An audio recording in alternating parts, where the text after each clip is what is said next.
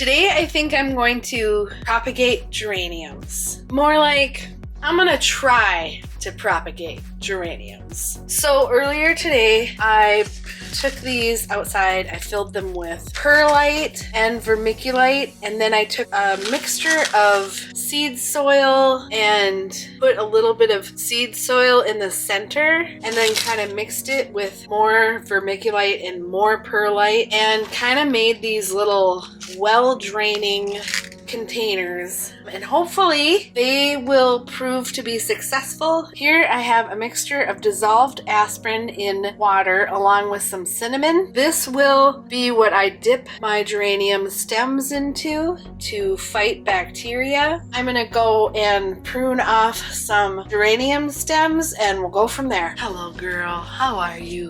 Look at that. Isn't she gorgeous? She's even blooming for everybody. I bought this geranium last year and I overwintered it. It likes to sit in that tree in the summertime. Anyway, she's too big and I want more of her. So it's time to propagate, which is something I've never done. So we're gonna try it. I'm thinking this is a good place to start. This is really scary. Like this right here, I think is a good one to take.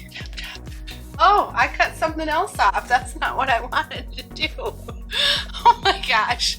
The only reason I'm doing so many is that I know you can put, hello. I know you can put multiple geraniums in a basket to make one of these big baskets. She's not as full as she once was, but she could have brothers and sisters hanging next to her, you know? Nothing wrong with that. I think I'll let that be for now. Let's go see what we have. I think these are much bigger than I anticipated, but you need at least 2 nodes to propagate. See how long it goes in there. Yeah, I think I'm gonna cut it a little shorter. I'm gonna pull off some of these leaves. This way, when it's building its roots, it's not gonna have so much work to keep these leaves alive. I'm going to dip it in the solution and then you just put it in that. See this little bud on here? We need to take that off because we don't need this putting any energy into making blooms right now. We want it only in roots. So pinch that off. Pull these off. Any diseased or damaged leaves, you want to make sure you pull those off. Cut at an angle. Dip in the solution. Throw that in there. You know what? I'm pulling one more leaf off. Every time you pull a leaf off, it gives it another location where it can grow roots. This leaf right here is damaged. I'm pulling that off. I'm also pulling this off. I'm gonna do the rest of these and hopefully in a couple weeks I'll be able to come back to you and say, hey, look, you guys, I did it right. The reason why we're using perlite and a little bit of soil mix is because geraniums rot really quickly. We want the water to come through, but we don't want the water to stay. All right, I have 4 more.